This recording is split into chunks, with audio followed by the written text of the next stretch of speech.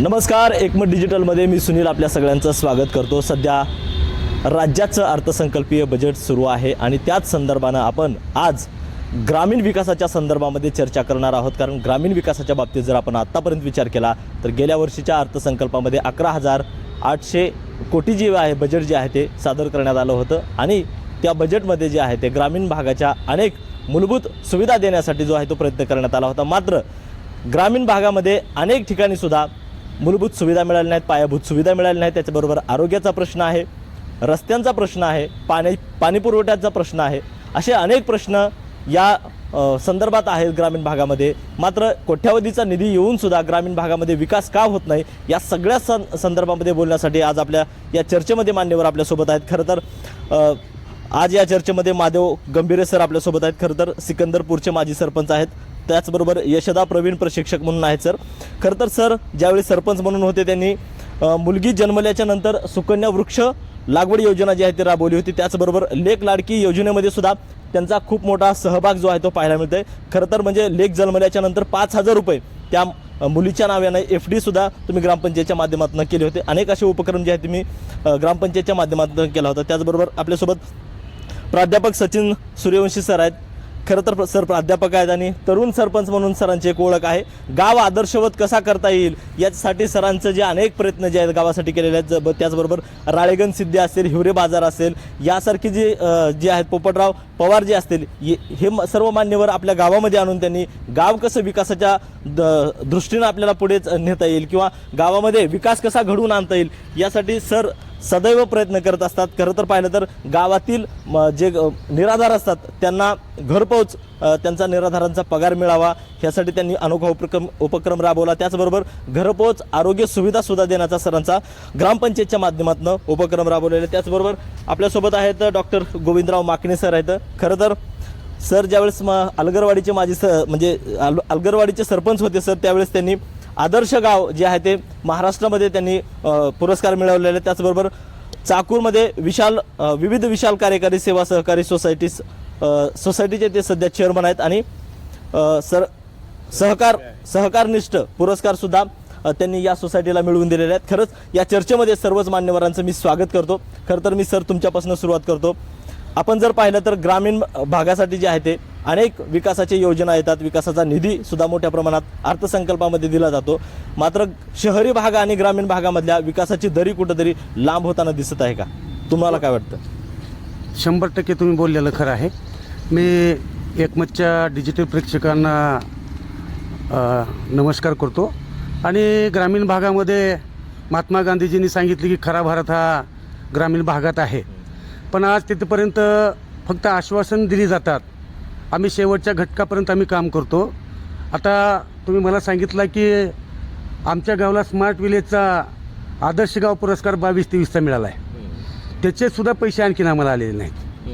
म्हणजे पुरस्कार 22-23चा आहे, 2026पर्यंत त्याचे पैसे आलेले नाहीत। जलजीवनचे आमच्या इथं कामं अर्धवट आहेत, मंजूर झाले, कॉन्ट्रॅक्टरने 10% काम केले, त्यांचे पैसे भेटले नाहीत म्हणून ते कामं रखडलेले आहेत। म्हणजे कुठं टाकी झालेली आहे, कुठं पाणी झालेलं आहे, कुठं पाईपलाईन झालेलं आहे, अर्धवट कामं झालेली आहेत। आता मगाशी उल्लेख केला तुम्ही की दळणवळणाची साधनं झाल्याशिवाय खेडे समृद्ध होणार नाहीत। 250 लोकसंख्या ही आदिवासी भागात आहे, 500 लोकसंख्या असेल तिथं प्रधानमंत्री ग्राम सडक योजना 2000पासून श्रद्धेय अटल बिहारीजी वाजपेयी यांच्या काळात झाली। त्या काळात जसं प्रभावी योजना राबवली गेली तर अशी योजना आता नाही, कारण का काम निकृष्ट दर्जाचे होत आहेत आणि एका आमदारांना किंवा एका खासदाराला 5 गावं किंवा 10 रस्ते असं दिले जातात, त्याचंसुद्धा बजेट येत नाही। 2 वर्षापासून माझ्या गावाचं 1 किलोमीटरचं काम होतं, 22-23चं ते मंजुरीचं काम आहे बजेटचं।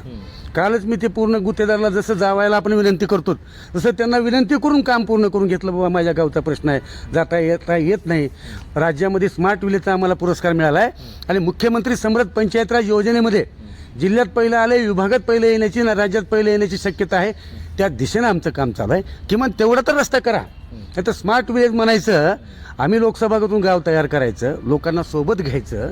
आता ग्रामसभा घ्यायच्या, प्रत्येक विषयाला ग्रामसभा घ्यायच्या, लोकांचा भडीमार ऐकायचा, पैशाकडे वरी बघावं लागतं। आता विषयाला सरपंचाचा आम्हाला नुसतं गाजर दिलं जात आहे आम्हाला मानधनसुद्धा 6-6 महिने वर्ष, आता या सरपंचाची तर मला वाटतं 2.5 वर्ष झालं मानधन मिळालं नाही. मानधन तुटपुट 1500, 2100 आणि 2700 अशा स्वरूपाचं असून ते सुद्धा वेळेवर येत नाही. मुख्यमंत्री समृद्ध पंचायत राज योजनेमध्ये सुद्धा तसाच प्रकार आहे. सगळं आमच्याकडून करून घेतलं जातं आहे. स्मार्ट विलेजचेच बक्षिसाचे पैसे सरकारकडे द्यायला नाहीत, तर तशी तरतूद येणाऱ्या ह्या अर्थसंकल्पीय अधिवेशनामध्ये करावी असं एक सरपंच यशोदाचा प्रवीण प्रशिक्षक म्हणून मला वाटतंय. माझं सर सूर्यवंशी सरांना प्रश्न आहे. ग्रामीण भागामध्ये जी काय विकासाची साधनं उपलब्ध व्हायला पाहिजेत त्या पद्धतीनं होत नाहीत, म्हणून तिथला जो तरुण आहे तो शहराकडे आकर्षित होतो. त्यामुळं खेडे ओस पडत आहेत. तर खेडे स्वयंपूर्ण व्हावेत आणि खेड्याचा विकास व्हावा आणि तिथल्या लोकांचाही विकास व्हावा यासाठी आगामी बजेटमध्ये सरकारने कुठल्या तरतुदी कराव्यात आणि काय महत्त्व असावं त्या तरतुदींना? एकीकडे आपण पाहतोय की देशाचे जे पंतप्रधान आहेत त्यांचं असं विजन आहे की 2047ला हा देश विकसित राष्ट्र म्हणून घडला पाहिजे. पण विकसित राष्ट्र कधी होईल? आजही आपण खेड्यापाड्याचा देश म्हणून हा भारत देश ओळखला जातो. गाव समृद्ध तर देश समृद्ध होईल. गावामध्येच आज जे काही योजना असतात तेच योजना आपण गावामध्ये उपलब्ध करून देत नाहीत, तर त्या गावामध्ये नसल्यामुळं तिथला ओढा, गावामधला जो बेरोजगार आहे तो आज शहराकडे येतो. आज गंभीर सरपंचाने त्यांनी सांगितलं की आज रस्त्याचा मोठा प्रश्न आहे. माझं गाव इथून फक्त 15 किलोमीटर आहे, पण मला यायला 1 तास लागला. मांजरा कारखान्यापर्यंत येताना रस्ते आहेत का, रस्त्यात हे आहे मोठ्या प्रमाणामध्ये, म्हणजे येण्यासाठी अडचणी, म्हणजे एवढ्या मोठ्या प्रमाणामध्ये रस्ते खराब झालेले आहेत, मोठ्या प्रमाणामध्ये तिथल्या सुविधा नाहीत आणि त्याच्या माध्यमातून गावातला युवक आज शहराकडे वळायला लागला आहे. आज आपण पाहतो की मोठ्या प्रमाणामध्ये गावामध्ये संधी आहेत की गावामध्ये जो कच्चा माल आहे तो मोठ्या प्रमाणामध्ये उपलब्ध होऊ शकतो. एकीकडे अन्न प्रक्रिया उद्योगाला तुम्ही मोठ्या प्रमाणामध्ये चालना दिली म्हणून सांगता, पण त्याच उद्योगाच्या माध्यमातून ग्रामीण भागातला युवक त्याला जर स्वतःच्या पायावर उभा करायचा असेल तर असे अनेक प्रकारचे उद्योग खेडेगावामध्ये आणावे लागतील, ग्रामीण भागामध्ये आणावे लागतील आणि त्या युवकांच्या हाताला त्या ठिकाणी काम द्यावं लागेल. आज गेली 3 वर्षे झालं मी गावचा सरपंच आहे, पण लोकनेते विलासरावजी देशमुख साहेब महाराष्ट्राचे मुख्यमंत्री असताना माझ्या गावामध्ये मी अनेक योजना राबवल्या आणि आदरणीय साहेबाकडे एखादी योजना घेऊन गेल्यानंतर ती त्या ठिकाणी मंजूर व्हायची.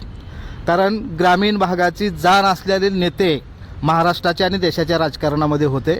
आता ग्रामीण भागातल्या म्हणजे ग्रामीण भागाची जाण, ग्रामीण भागाचे प्रश्न असणारेच लोक त्या सत्तेमध्ये नाहीत किंवा त्यांच्याकडे बघण्याचा कल नाही, म्हणून ग्रामीण भागामध्ये मोठ्या प्रमाणामध्ये बेरोजगारी वाढते आहे. ग्रामीण भागातल्या युवकांना आज पदवी घेतलेली आहे, पोस्ट ग्रॅज्युएशन झालेलं आहे, पण नोकऱ्या नाही मोठ्या प्रमाणामध्ये. आज आपण पाहतो पोलीस भरते, जागा आहेत 1000 आणि लोक आहेत 10,000, म्हणजे एवढी मोठ्या प्रमाणामध्ये संख्या आहे. पण त्याच ठिकाणी जर आपण नोकरी मागण्यापेक्षा नोकरी देणारे जर आपण निर्माण झालो तर ते कुठंतरी बेरोजगारी कमी होईल. सरकारनं मोठ्या प्रमाणामध्ये ह्याच्यासाठी योजना त्या ठिकाणी राबवणं गरजेचं आहे. आज ग्रामपंचायतला येणारा निधी हा अत्यंत अपुरा निधी असतो. आज सांगितल्याप्रमाणे 3-3 वर्ष आज कुठलाही पैसा भेटला जात नाही. आपल्या लातूरच्या जिल्हाधिकाऱ्याच्या समोर लातूर जिल्ह्यातल्या सगळ्या गुत्तेदारांनी त्या ठिकाणी उपोषण केलं. एवढंच नाही तर ते सिने आबेने ते प्रभास त्यांचे मेहुणे त्या नागपूरच्या ठिकाणी त्याने सुसाईड केली. म्हणजे एखादं काम केल्यानंतर त्याचे पैसे मिळतात ह्याची शाश्वतीच आता नाही, म्हणून येणाऱ्या काळामध्ये लोक विकासाच्या मार्गाकडे त्या ठिकाणी येतील का नाही असा प्रश्न आहे. आज आमच्यासारखे सरपंच गावामध्ये पैसेच घालायला तयार नाही. एखादा आज शेतरस्ता केला, आम्ही आज मातोश्री रस्ता केला 3 वर्ष झालं, त्या मातोश्री रस्त्याचं बजेट आणखीनही यायला तयार नाही. म्हणजे त्याच्या माध्यमातून रोजगार वाढतोय का बेरोजगारी वाढते आहे हा प्रश्न मोठ्या प्रमाणामध्ये त्या ठिकाणी निर्माण होतोय. म्हणून सरकारनं युवकाकडे सकारात्मक नजरेनं बघितलं पाहिजे. युवक ही खरी त्या देशाची ताकद असते आणि त्याच युवकाला जर खऱ्या अर्थानं आपल्याला ताकद द्यायची असेल तर त्या ज्या काही आवश्यक गोष्टी आहेत त्या ठिकाणी ते बंद केल्या पाहिजे. तुम्हाला माहीत असेल की गेल्या 3 वर्षापासून आणि परवाच एक 8-15 दिवसापूर्वी मी माझ्या गावातल्या अवैध दारूच्या संदर्भामध्ये मी आंदोलन केलं होतं. 26 जानेवारीला मी पालकमंत्र्यांना स्वतः सांगितलं की उद्या जर माझी गावची दारू बंद नाही झाली तर मी तुमच्या गाडीच्या समोर येऊन उभा राहीन आणि एवढंच नाही तर अंगावर पेट्रोल टाकून तुम्हाला सुद्धा धरायला मी मागं पुढे पाहणार नाही. म्हणजे गावातला साधा अवैध व्यवसाय तुम्ही बंद करू शकत नाही. प्रत्येक वर्षी किमान 1 आत्महत्या युवकांची माझ्या गावातल्या त्या ठिकाणी त्या अवैध दारूच्या माध्यमातून होते. म्हणजे गावातल्या युवकाला तुम्ही रोजगार तर नाहीच नाही, पण त्याला व्यभिचाराला कसं मार्ग लावता येईल अशा प्रकारचा उद्योग सध्याच्या प्रशासनाच्या माध्यमातून, सध्याच्या कायद्याच्या माध्यमातून आहे. आणि अवैध दारू विक्री करणाऱ्या लोकांवर कसल्याच प्रकारचा वचक आज नाही. आणि त्याच्या माध्यमातून ग्रामीण भागातला युवक हा पूर्णतःपणे, माझ्या गावातला 20 वर्षाचा युवक साहेब आज व्यसने देईन त्याला, 20 वर्षाचा. आज गावामध्ये 2-2 दुकानं आहेत. माझ्या जिल्हा परिषद शाळा आणि त्या जिल्हा परिषद शाळेपासून फक्त 50 फुटावर दारूची विक्री होते. आणि गावातला 20-25 वर्षाचा युवक त्या ठिकाणी दारू पितो आणि त्या शाळेमध्ये जाऊन झोपतो. त्या शिक्षकाने जाऊन उठवलं की त्याच्या अंगावर जातो. म्हणजे अशा प्रकारची अवस्था ग्रामीण भागामध्ये आहे. म्हणून ग्रामीण भागातल्या समस्या जर सोडवायच्या असतील तर रिकाम्या हाताला काम द्यावं लागेल आणि रिकाम्या डोक्याला काहीतरी काम दिल्याशिवाय ते युवक हा चांगल्या मार्गाकडे वळणार नाही. आणि हात हे निर्माण करण्यासाठी असतात. ज्येष्ठ समाजसेवक अण्णा हजारे सांगतात की हात नुसते उचलायला नाहीत, तर हात आपल्याला काहीतरी निर्माण करण्यासाठी लागू शकतात. बाबा आमट्यांचं ते वाक्य आहे. तसं युवकांना जर चांगल्या मार्गाकडे आपण वळवलो तर तो युवक चांगल्या गोष्टीकडे वळू शकतो. म्हणून सरकारनं येणाऱ्या ह्या बजेटमध्ये जास्तीत जास्त निधी हा ग्रामीण भागासाठी उपलब्ध करून दिला पाहिजे आणि ग्रामीण भागातल्या युवकांना गावातल्या गावात रोजगार कसा उपलब्ध होईल यासाठी त्या ठिकाणी प्रयत्न केला पाहिजे. तर माझा प्रश्न माकणे सरांसाठी आहे. माकणे सर, मला आठवतं आहे तुम्ही तुमच्या गावामध्ये जेव्हा सरपंच होतात त्यावेळी एक योजना राबवली होती, एक मच्छर दाखवा आणि 1000 रुपये मिळवा. आणि ती स्तुत्य उपक्रम त्या ठिकाणी महाराष्ट्रभर तुमचा गाजला होता. त्या दृष्टिकोनातून आज जर पाहायला गेलं तर भारत हा डिजिटल झाला आहे, ग्रामीण भागसुद्धा डिजिटल झाला आहे. या डिजिटलायझेशनमध्ये जे ग्रामीण भागातले तरुण पण आहेत ते सुद्धा मोठ्या प्रमाणात मोबाईलवरती अभ्यासक्रम शोधत असतात, धुंडाळत असतात. त्यासाठी गावागावामध्ये हायस्पीड इंटरनेट, वायफाय सुविधा पोहोचण्यासाठी भारत नेट प्रकल्पाचा वेग वाढवण्यासाठी विशेष काही तरतूद या ठिकाणी झाली पाहिजे का? विशेष म्हणजे तुम्ही जे बोलवलात त्यामध्ये ग्रामीण रस्ते हा विषय ग्रामपंचायतचा नाही, जिल्हा परिषद किंवा स्थानिक आमदाराचा विषय राहू शकतो. आता राहिला प्रश्न ग्रामपंचायतचा.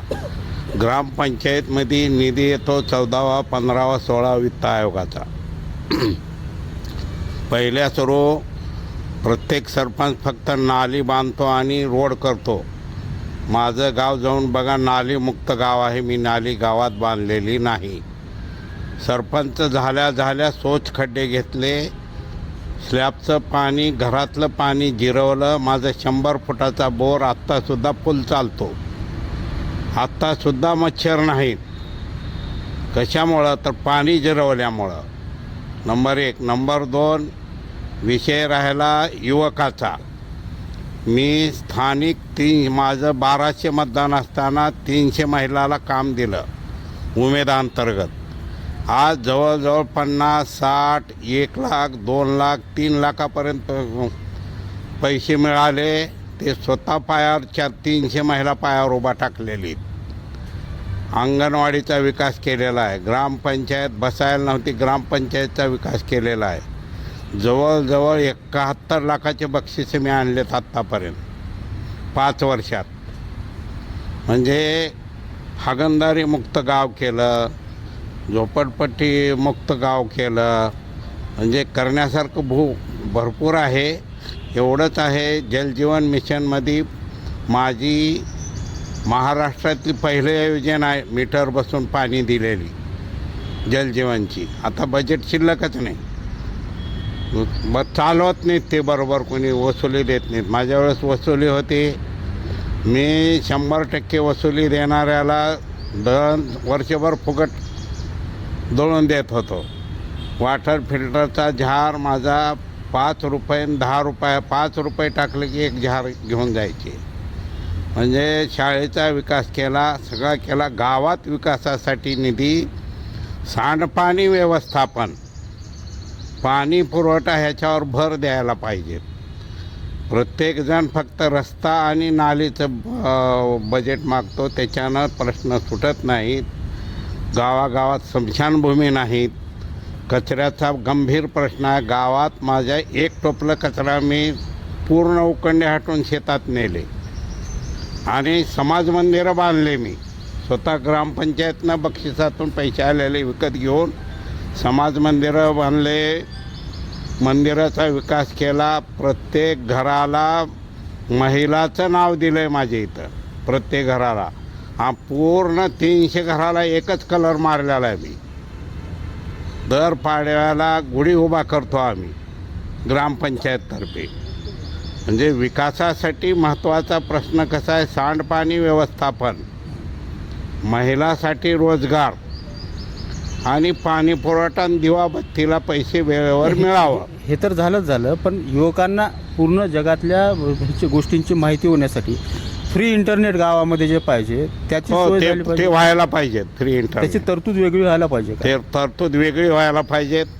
त्याला बहुतेक राज्य देऊ शकत नसेल तर केंद्रांतर निधी द्यायला पाहिजे.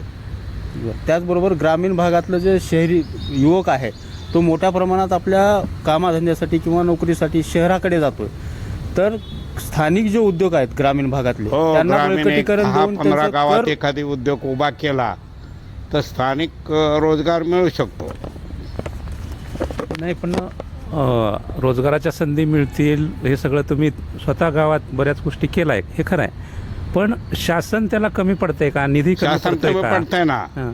मग ते त्याला काय निधी अपेक्षित द्यावं आहे? लागते गावात. मी तेच म्हणलं, सांडपाणी व्यवस्थापन आणि पाणी पुरवठा, दिवाबत्ती आणि रोजगारासाठी उद्योग उभारण्यासाठी ठोस पावलं उचलायला पाहिजे. माझा प्रश्न माधव गंभीरे दादांना आहे. दादा, गाव पातळीवर विकासाची गंगा पोहोचवायची असेल तर सरकारला नेमकी कोणती ठोस पावले उचलावी लागतील? त्यासाठी बजेटचे सूत्र काय असावे? आता सरपंचांनी सांगितल्याप्रमाणे की राज्यामध्ये एक 5-10 गावं आहेत बोटावर मोजण्या एवढे. आपण पोपटराव पवार, भास्करराव पेरे पाटील आपले इथले हे सरपंच आहेत. पण तुम्ही जे सांगितलात ना की खरंच जर आपल्याला काही करायचं असेल, की आता सरपंचांनी सांगितलं की माझ्या गावामध्ये नाली नाही, मी शोषखड्डे केले. असंच जर समजा 10-15 घनकचरा व्यवस्थापन आपल्याला करायचं असेल, नाडेपचा खत प्रकल्प आपल्याला करायचा असेल, जसं तुम्ही नगरपालिकेला देता तसं जर करायचं असेल तर त्या गावामध्ये आज सरपंचांनी सांगितल्याप्रमाणे काही गावामध्ये स्मशानभूमीला सुद्धा जागा नाही आणि ते विधी रस्त्यावर किंवा नदीच्या कडेला करावं लागते. सर्वात पहिला प्रश्न आहे की महसूल विभागामध्ये त्यांना जागा खरेदी करण्यासाठी ह्या आर्थिक बजेटमध्ये तरतूद केली पाहिजे. माझं असं मत आहे की गावं जर स्वच्छ सुंदर ठेवायची असतील तर किमान गावाला 15 एकर जमीन घनकचरा व्यवस्थापनासाठी, खत प्रकल्प बनवण्यासाठी, नाडेपचे खत प्रकल्प बनवण्यासाठी ह्याच्यासाठी ती तरतूद केली पाहिजे. आता आमच्यासारखे काही बोटावर मोजणे एवढे आहेत की आम्ही लोकसहभागातून माझ्या गावामध्ये 1 एकर सर्व धर्माला, माझं मुस्लिमचं एकच 1 गेट सोसायट्या पाहिल्यात तुम्ही. माझं 1 गेट वैकुंठधाम आहे, त्याचं नाव आम्ही वैकुंठधाम दिलं आहे. ते ISO आहे. त्याच्यामध्ये सगळ्या जातीचे झाडं आहेत. एकत्र करतो आपण लोक इथं शिवून म्हणजे अस्पृश्य मानत असणाऱ्या ठिकाणी आम्ही सगळे अंत्यविधी एकत्र करतो. तिथं पानकुंड्या केलेल्या झाडं लावलेल्या ठिकाणी पशुपक्षाला जे आता अन्नधान्य ज्वारी येते ते आपण रस्त्यावर टाकून देतो, आम्ही ते उचलतो आणि ते पक्षाला टाकतो. मग आता सरपटणारे प्राणी, हरिण, अमुक तमुक आले की त्याला पानवटे खाली तयार केलेले आहेत. तिथं बसण्यासाठी बेंचेस केलेले आहेत. हे कशातून केले आम्ही? हे पुरस्कारातून आले. आता सरपंचांनी सांगितलं की असा ठोस निधी शासनानं आम्हाला दिला पाहिजे. काय असतील सरपंच रस्ते आणि नाल्या करणारे, पण आम्ही लोकसहभागातून ती जागा जी घेतली आहे ती आम्ही लोकसहभागातून घेतली आहे. आता माझं ग्रामसंसद भवन आहे, ISO दर्जाचं आहे, अंगणवाडी ISO आहे. तर तिथं सुद्धा आम्ही आमच्या इथं दलित भगिनीने आम्ही त्यांचे काही जमिनीचे कामं केले म्हणून मला 3 गुंठे जमीन दिली. त्या 3 गुंठे जमिनीमध्ये आम्ही ग्रामसंसद भवन बांधलं. सरपंचांना वेगळं, उपसरपंचाला वेगळं, ग्रामसेवकाला वेगळं आणि संगणक ऑपरेटरला वेगळं, असं अद्ययावत दालन आम्ही उभं केलं. त्याच्यातून तेवढ्यावरच आम्ही थांबत नाही. CCTV प्रोजेक्टर रिपोर्ट आहे लोकांना आणि सगळ्या सुविधा ही ऑनलाईन. याच्यात सरकारची काही तरतूद नाही. रोजगार हमी योजनेमध्ये आणि जनसुविधेमध्ये बांधलेलं महाराष्ट्रातलं माझं पहिलं ग्रामसंसद भवन आहे. त्याचे रोजगारसुद्धा आम्ही खात्यावर तिथल्या तिथं घेतले. मग असं किती करणारे सरपंच आहेत, त्याला ठोस निधी आला पाहिजे आणि ते निधी ह्या अर्थसंकल्प जे आहे त्याच्यामध्ये आला पाहिजे. आकडे फुगवणारे येतात, लोकांना सांगितलं जातं सगळा निधी ग्रामपंचायतीकडे आहे, पण त्याच्यामध्ये आता आज संगणक ऑपरेटरला आमच्या 15-20 तागातून पैसे दिले जातात. 2-2 वर्ष 3-3 वर्ष संगणक ऑपरेटर त्या गावाला नाही, त्याचे पैसे कपात घेतले जातात. म्हणजे कुठलाही निधी असला तर तो अगोदर कसा घ्यायचा. कोऱ्या चेकवर सह्या मागतात काही ठिकाणी, तर आम्ही शिकलेल्या थोडं विरोध करतो. मग ते जर तुम्हाला खरंच गावं चांगले करायचे असतील तर तुम्ही ती समिती घ्या, यशदाच्या माध्यमातून जे तुम्ही ट्रेनिंग देता ते पंचायत लर्निंग सेंटर घ्या. प्रत्येक गावामध्ये म्हणजे एका जिल्हा परिषदच्या गटामध्ये, पंचायत समितीच्या गटामध्ये सरपंचांना, सदस्यांना, गावाला तुम्ही आम्हाला फक्त सांगता की ग्रामसभा घ्या. आम्ही ग्रामसभा घेतो. आज तुम्ही आम्हाला इथं बोलवलं, आम्ही ग्रामसभेला बोलवलं. प्रश्नच ऐकून घ्यावे लागतात.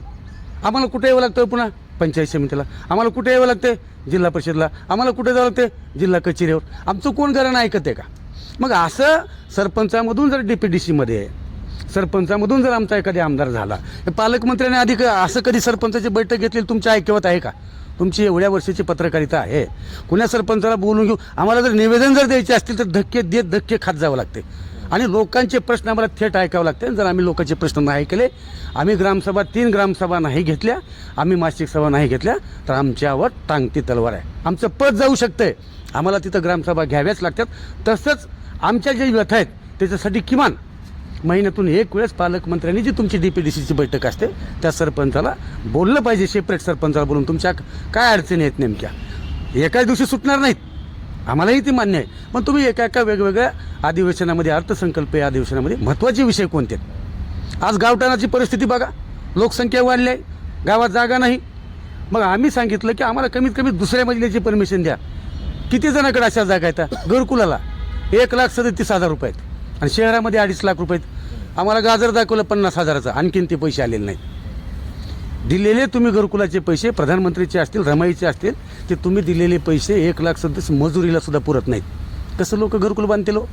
मग सांगितलं जातं एवढे घरं दिले, त्याला चाव्या द्या, मग त्याचं ती वाजवा, ढोल वाजवा, अमुक करा. लोक प्रत्यक्ष म्हणतात तुम्ही दिलेले पैसे आम्हाला मजुरीला पुरत नाहीत. आमच्याकडे ते मागणी करतात की तुम्ही शहराप्रमाणे आम्हाला सुद्धा 2.5 लाख रुपये घरकुलाला करा. खरं तुमच्या या मुद्द्यालाच मी धरून सचिन सरांकडे जातो. खरं तर सर, पंतप्रधान नरेंद्र मोदी म्हणतात की आत्मनिर्भर भारत, तसंच आत्मनिर्भर गाव ही संकल्पना कितीपत योग्य म्हणजे प्रत्यक्षात उतरल असं तुम्हाला वाटतं? जोपर्यंत गावाकडे सकारात्मक बाजूनं पाहिलं जात नाही तोपर्यंत आत्मनिर्भर गाव होणार नाही. आज 15व्या वित्त आयोगाचा विषय आला. 15व्या वित्त आयोगामधला 50% निधी हा बंदित असतो, टाईट, म्हणजे त्याच गोष्टीसाठी खर्च करायचा. म्हणजे प्रत्येक वर्षी असलेला 50% निधी तो तसाच राहतो. म्हणजे त्या पाणी पुरवठ्याला एवढा निधी दिला जातो की तो निधी आम्हाला दुसरीकडे खर्चच करता येत नाही. तर महाराष्ट्राचे ज्येष्ठ समाजसेवक पोपटराव पवार यांनी प्रश्न मांडला होता की जो काय 15व्या वित्त आयोगाचा निधी दिला जातो तो टाईड आणि अनटाईड असतो. तो अनटाईड असावा, कुठेही खर्च करण्याची मुभा ग्रामपंचायतला असावी. तुम्ही एकीकडे निधी देता आणि एकीकडे व्यसन बी घालता. ते निधी आम्ही जसं म्हणू तसंच खर्च करायचा. म्हणजे अशा प्रकारचा निधी देत असताना गावचा विकास आम्हाला प्रत्येक वर्षी आराखडा तयार करायला सांगितला जातो. आम्ही आराखडा देतो, आम्ही आराखडा सांगतो आम्हाला गावामध्ये एवढ्या गोष्टी आवश्यक आहेत, त्या गोष्टीवर आम्हाला खर्च करायचा आहे. पण प्रत्यक्षामध्ये निधी देत असताना त्याच्यातला 50% निधी आम्ही ज्या गोष्टीला सांगू त्याच गोष्टीला खर्च केला जाईल, अशा प्रकारची बंधनं त्याच्या माध्यमातून घातली जातात. आणि खऱ्या अर्थानं ह्यांना देश समृद्ध करायचा असेल तर खऱ्या अर्थानं गावातला शेतकऱ्याकडे आज मोठ्या प्रमाणामध्ये त्यांनी बघितलं पाहिजे. आज आपण पाहतो की नवीन टेक्नॉलॉजी येऊ लागलेली आहे. आज AIच्या माध्यमातून मोठ्या प्रमाणामध्ये उत्पन्न वाढायला लागलेलं आहे. पण आजही ग्रामीण भागातला आपला शेतकरी आहे त्याच पद्धतीने शेती करतो. AI टेक्नॉलॉजी आणायची असेल तर तुम्ही डायरेक्ट ग्रामपंचायतला निधी द्या आणि तो निधी देत असताना त्या गावामध्ये तो राबवायचा प्रयत्न त्या ठिकाणी करा. ज्यावेळेस देशाचे ग्रामविकास मंत्री म्हणून आदरणीय लोकनेते विलासराव देशमुख साहेबांनी शपथ घेतली त्यावेळेस त्या पहिला निधी त्यांनी गंगापूरमध्ये आपल्या लातूर तालुक्यातल्या त्या ठिकाणी त्याचं उद्घाटन केलं होतं. आणि तो प्रकल्प पूर्ण देशामध्ये राबवला होता की शेतरस्त्याचा प्रकल्प असेल, शेतकऱ्यांना विहिरी देण्याचा प्रकल्प असेल, शेतकऱ्यांच्या शेतामध्ये गोटे देण्याचा प्रकल्प असेल. म्हणजे अशा प्रकारच्या योजना देणारा नेता तुमच्याकडे जोपर्यंत ग्रामीण भागाकडे सकारात्मक दृष्टिकोन ह्याच्यातून पाहत नाही तोपर्यंत खऱ्या अर्थानं गावं हे स्वावलंबी होणार नाहीत. आणि जोपर्यंत गावं स्वावलंबी होत नाहीत तोपर्यंत देश स्वावलंबी होणार नाही. एकीकडे शेतकऱ्याला तुम्ही योजना द्यायचं हे करता आणि एकीकडे शेतकऱ्याच्या आज मोठ्या प्रमाणामध्ये पाहतो की आपण जो अमेरिकेसोबत जो करार झाला आहे त्या कराराच्या माध्यमातून शेतकऱ्यामध्ये आज असंतोष आहे. तर अशा प्रकारे शेतकऱ्याचा पिकवलेल्या मालाला जोपर्यंत चांगल्या प्रकारचा हमीभाव त्या ठिकाणी भेटत नाही तोपर्यंत खऱ्या अर्थानं आत्मनिर्भर आपण त्या ठिकाणी होऊ शकणार नाही. नवनवीन टेक्नॉलॉजी आज आली पाहिजे. एकीकडे सांगितलं जातं की ड्रोन वापरा. आज पंतप्रधान मोदी सांगतात की मोठ्या प्रमाणामध्ये ड्रोन वापरा, पण त्या ड्रोनची किंमतच 5 लाख आहे. कुठला शेतकरी 5 लाख घेणार आहे, 5 लाख देऊन तो ड्रोन घेणार आहे? म्हणजे तुम्हाला जर शेतकऱ्याला आत्मनिर्भर करायचं असेल तर त्या शेतकऱ्याला सवलतीमध्ये अशा नवीन टेक्नॉलॉजी तुम्ही त्या ठिकाणी दिल्या पाहिजे. यासारखी टेक्नॉलॉजी शेतकऱ्याला तुम्ही दिली पाहिजे. आणि शेतकऱ्याला तुम्ही ज्यावेळेस एखादं नवीन टेक्नॉलॉजी येते त्यावेळेस त्याला सबसिडीमध्ये न देता त्याला मोफत कशा प्रकारे देता येईल अशा गोष्टी केल्याशिवाय तोपर्यंत हा देश आत्मनिर्भर होणार नाही. आणि ग्रामीण भागाकडे ह्यांनी सकारात्मक पाहिलं तरच खऱ्या अर्थानं शेतकरी उभारेल. आणि शेतकरी उभारला तर गाव उभारेल, गाव उभारलं तर देश उभारेल. आणि त्याला जोडूनच प्रश्न माझा असा आहे की एवढ्या मोठ्या घोषणा होतात ग्रामीण विकासाच्या मुद्द्यावर, बरेच बजेट पण दिलं जातं आहे, पण प्रत्यक्ष त्याचा काही लाभ होत नाही का? म्हणजे ग्राउंड लेवलवर त्याचं काही डेव्हलपमेंटसाठी हे होत नाही का? हे लक्षात घ्या की आज आपण जवळपास 60-70 वर्षे देशाला स्वातंत्र्य झाले म्हणून आपण सांगतो. स्वर्गीय माजी पंतप्रधान राजीव गांधींनी असं सांगितलं होतं की एखाद्या योजनेसाठी ज्यावेळेस 1 रुपया मंजूर होतो त्यावेळेस ती योजनापर्यंत तो रुपया जाईपर्यंत तिथं फक्त 10 पैसे गेलेले असतात. आणि आता आम्ही अनुभवतो आहे, एखादी आम्हाला योजना आणायची म्हणलं की कागदावर वजन ठेवल्याशिवाय तो कागद पुढे सरकत नाही. हा नियम आहे. म्हणजे प्रत्येक गोष्टीला या ठिकाणी पैसा मोजावा लागतो. आणि अशा प्रकारच्या योजना जर गावामध्ये तुम्ही राबवत नसाल तर त्या योजना राबवल्याशिवाय खऱ्या अर्थानं त्या गावचा विकास होऊ शकणार नाही. म्हणून जे काही योजना आहेत तुम्ही ते गावाला समोर धरून त्या गावामध्ये काय काय गोष्टी करता येतात त्या अगोदर त्या बघाव्या लागतात. नुसत्या योजना कागदावर आणून चालत नाही, योजना प्रत्यक्षामध्ये उतराव्या लागतात. एकीकडे तुम्ही आता मुख्यमंत्री समृद्धी योजनेचा उल्लेख या ठिकाणी झाला. मुख्यमंत्री समृद्धी योजना तुम्ही त्या ठिकाणी राबवता गावोगावी आणि त्याच्यामध्ये CCTV बसवा म्हणून सांगता, पण CCTVची पैशाची तरतूदच त्या वित्त आयोगामध्ये नसते. एकीकडे तुम्ही सांगता की मोठ्या प्रमाणामध्ये रंगरंगोटी करा, जे जे काही गोष्टी आवश्यक आहे त्या ठिकाणी करा, शाळेकडे तुम्ही निधी मोठ्या प्रमाणामध्ये उपलब्ध करून द्या, अंगणवाड्याला निधी उपलब्ध करून द्या.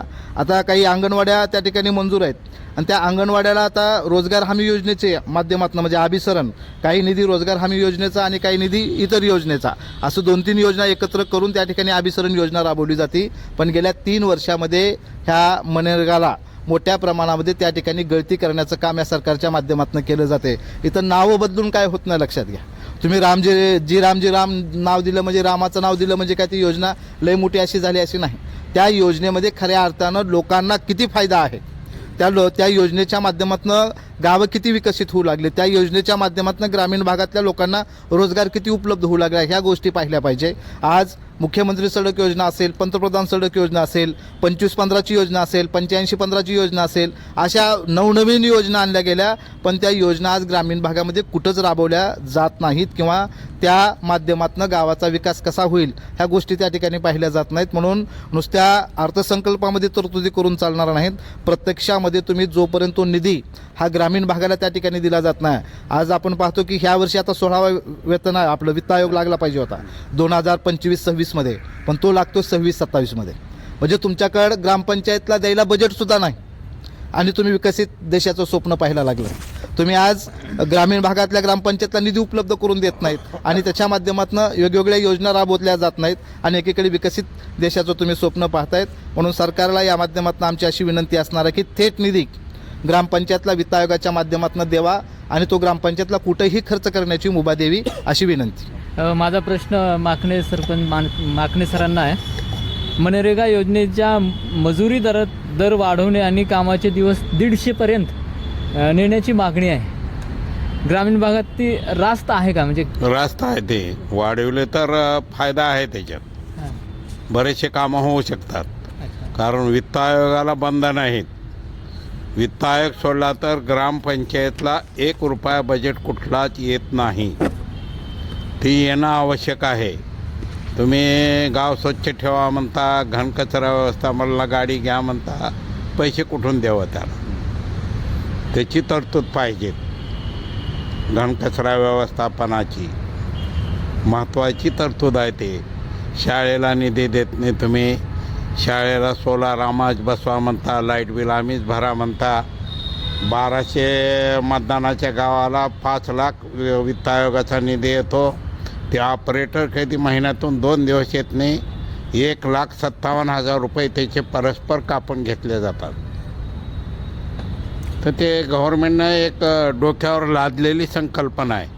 आम्ही भरपूर आंदोलनं केली, ऑपरेटर आम्हाला नको आहे म्हणून, कोणी ऐकत नाही. ते मंत्रालय लेवलला करार केले जातात आणि ते आमच्या माती मारले जातात. त्याच्यामुळं गावाचा विकास होत नाही. खरा गावाचा विकास करायचा झाला तर गावात बजेट द्यावं लागेल. त्या बजेटच्या तरतुदीनुसार रोजगार द्यावा लागेल तरच विकास होईल. सर, गाव तिथे रस्ता आणि शेत शिवारात पानंद रस्ते यासाठी अर्थसंकल्पामध्ये विशेष तरतूद हवी आहे का? व्हायलाच पाहिजेत. कारण आता काय जमिनीच्या प्रचंड किमती वाढल्या नॅशनल हायवेमुळं. त्यामुळं शेतातून रस्ता करू देत नाहीत, जायला रस्ता राहत नाही आणि रस्ता केला तर त्याला बजेट राहत नाही. बजेट म्हणजे पक्का रस्ता केला तरच उपयोग आहे, नाही तर पावसाळ्यात वाहून जातो. माझा प्रश्न सरपंच सचिन सूर्यवंशी सरांना आहे. ग्रामीण भागातील जिल्हा परिषदांच्या शाळाचे डिजिटलायझेशन करण्यासाठी आणि रिक्त पदे भरण्यासाठी विशेष शैक्षणिक बजेट करण्याची गरज आहे का? हो, गरज आहे. कारण आज आपण पाहतो की जिल्हा परिषद शाळा ह्या आता सलाईनवर आहेत. कारण आपण इथं सगळेजण बसलेलो आहोत आणि आपलं सगळ्याचं शिक्षण हे जिल्हा परिषदच्या शाळेमध्ये झालेलं आहे. लोकांची मानसिकता आज आपण पाहतो की मोठ्या प्रमाणामध्ये ग्लोबलायझेशन झालेलं आहे आणि लोकांचं बघण्याचा कल हा इंग्लिश स्कूलकडे आहे. पण आजही ग्रामीण भागामध्ये शेतकऱ्यांची मुलं असतील, गोरगरिबांची मुलं असतील, दीनदलितांची मुलं असतील, त्यांना जिल्हा परिषदच्या शाळेमध्ये शिक्षण घेतल्याशिवाय पर्याय नसतो. म्हणून जिल्हा परिषदच्या शाळेला जर चांगल्या प्रकारे डिजिटल आपल्याला बनवायचं असेल, आपण पाहतो की अहिल्यानगरमध्ये काहीतरी एका गुरुजींनी त्या ठिकाणी खूप चांगली जिल्हा परिषदची शाळा त्या ठिकाणी निर्माण केली. म्हणजे चांगला माणूस त्याच्या पाठीमागे जर मिळाला तर चांगल्या प्रकारचं त्या ठिकाणी योजना भेटू शकतात. म्हणून जिल्हा परिषद शाळेला नवीन टेक्नॉलॉजीनुसार जर गोष्टी त्या ठिकाणी पुरवल्या तर त्या जिल्हा परिषदच्या शाळासुद्धा ह्या स्पर्धेच्या युगामध्ये टिकू शकतात आणि तिथल्या ग्रामीण भागातल्या विद्यार्थ्यालासुद्धा ह्या बदलत्या काळानुसारचं शिक्षण त्या ठिकाणी आता त्या ठिकाणी मिळू शकतं. म्हणून ग्रामीण भागातल्या जिल्हा परिषदच्या शाळेकडे सरकारनं सकारात्मकतेनं त्या ठिकाणी बघितलं पाहिजे. नुसतं वेतन आयोग वाढवून आता उपयोगाचं नाही. खऱ्या अर्थानं ग्रामीण भागातल्या शाळेच्या बिल्डिंगा उभारून नाही तर तिथं जे जे काही गोष्टी आवश्यक आहेत, म्हणजे नवीन टेक्नॉलॉजी, म्हणजे त्या ठिकाणी प्रोजेक्ट असतील किंवा नवीन काही जे काय आता AIच्या माध्यमातून नवीन शिक्षण पद्धती बदलत आहे, अशा प्रकारच्या टेक्नॉलॉजी जर त्या जिल्हा परिषदच्या शाळेमध्ये आणल्या गेल्या तर त्याचा फायदा ग्रामीण भागातल्या विद्यार्थ्याला नक्कीच होईल आणि बंद पडत असलेल्या जिल्हा परिषदच्या शाळा ह्या परत आणखीन त्याच दर्जाच्या माध्यमातून त्या ठिकाणी सुरू राहतील. मी गंभीर सरांकडे येतो. खरं तर आपण या कार्यक्रमाच्या आता म्हणजे शेवटालाच आहोत सर. खरं तर पाहिलं तर ग्रामीण भागामधले ना प्रमुख कुठली समस्या आहे असं तुम्हाला वाटतं एक, आणि दुसरं त्याच्यावरती सरकारने या अर्थसंकल्पामध्ये काय घोषणा करायला अपेक्षित आहे असं वाटतं? नाही, मी तर असं म्हणेल की तुम्ही विषयच एवढा खूप सुंदर घेतला आहे की अर्थसंकल्पामध्ये काय असावं. तर तुम्ही सांगितलं की शेतकरी समृद्ध झाला पाहिजे. यापूर्वी शेतरस्ते होते ते 8 फुटाचे होते, आता तुम्ही सांगितलं त्याला 12 फुटाचे करा. हे फक्त घोषणा आहे. ह्याला 12 फुटाचं करायचं म्हणल्याच्यानंतर ह्याला 7 बाऱ्यावर घेतलं पाहिजे. यापूर्वी मातोश्री पानंद रस्ते होते ते तसेच बंद पडले. आम्हालाच सांगितलं शेतकऱ्याला लोकसभा घ्या, JCB घ्या, रस्ते मोकळे करा. आदरणीय लोकनेते देशाचे ग्रामविकास मंत्री होते. आपल्या लातूर जिल्ह्यामध्ये जवळपास 25,000 ते 30,000 किलोमीटर, आता माझ्या एका गावामध्ये मी 22 किलोमीटरचे रस्ते केले. त्याच्यावर आम्ही झाडे झुडपाडं काढू शकलो, मुरुम टाकलो, दबई केली. त्याच्यावर पुढं काय? ते रस्ते पुन्हा आणखीन तसेच अतिक्रमण झाले. तर ते 7 बाऱ्यावर आले पाहिजेत आणि ते झाल्याच्यानंतर शेतकऱ्याचा माल त्या रस्त्याहून जाणार आहे. आज ऊस जाण्याची अडचण आहे, द्राक्षाची अडचण आहे. म्हणजे तुम्ही शेतकऱ्याला सुद्धा एका बाजूला इकडं सांगता की शेतकरी समृद्ध झाला पाहिजे, तुमचा माल इम्पोर्टेड एक्सपोर्ट झाला पाहिजे.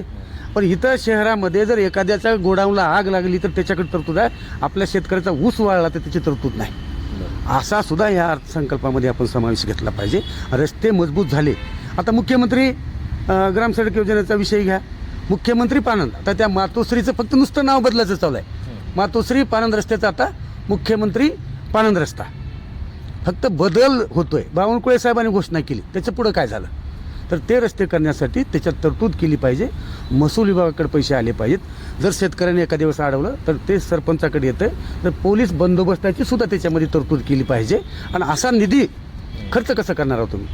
आता आम्हाला सगळे हे फक्त सरकारचं काय आहे की सगळे विषय ग्रामपंचायतकडे आणायचे. आणि पूर्वीच सरपंचाला मराठी चित्रपटामध्ये बदनाम केलेलं आहे.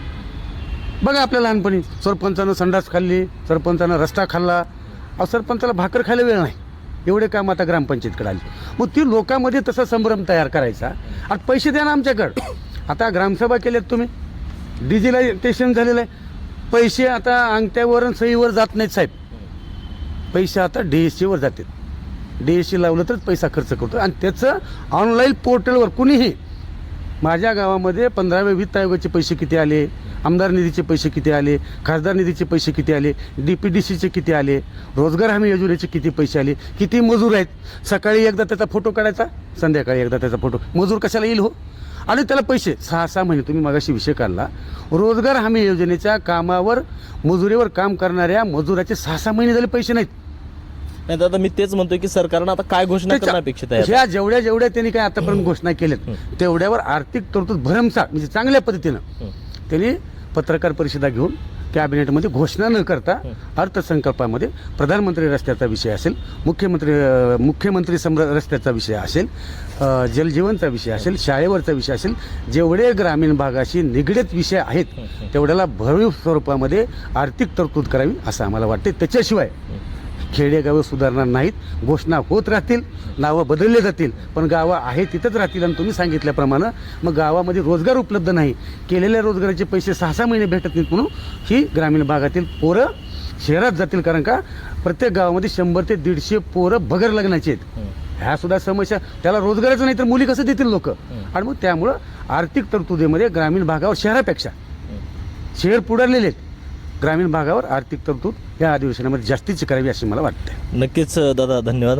खरं तर या बजेट महासंवाद आपण एकमत डिजिटलच्या माध्यमातून घेतोय आणि त्यामध्ये आपण सगळ्यांनी सहभाग नोंदवला, त्याच्याबद्दल आपल्या सगळ्यांचं आभार व्यक्त करतो, धन्यवाद व्यक्त करतो. खरं तर ग्रामीण भागातला विकास हा केवळ कागदावरच मर्यादित न राहता प्रत्यक्ष त्या गावाला निधी मिळणं, आणि निधी जर मिळाला गावाला तरच कुठंतरी गावाचा कायापालट होईल, नाहीतर अन्यथा खेडे जे आहेत ओस पडल्याशिवाय राहणार नाहीत. त्यामुळं आता या 6 तारखेला या अर्थसंकल्पीय बजेटमध्ये मुख्यमंत्री श्री देवेंद्र फडणवीस ग्रामीण भागासाठी काय घोषणा करणार आहेत ते सुद्धा पाहणं महत्त्वाचं आहे. या चर्चेमध्ये मी इथंच थांबतोय. उद्या भेटूयात नवीन मान्यवरांसोबत नवीन विषयावर. तोपर्यंत धन्यवाद.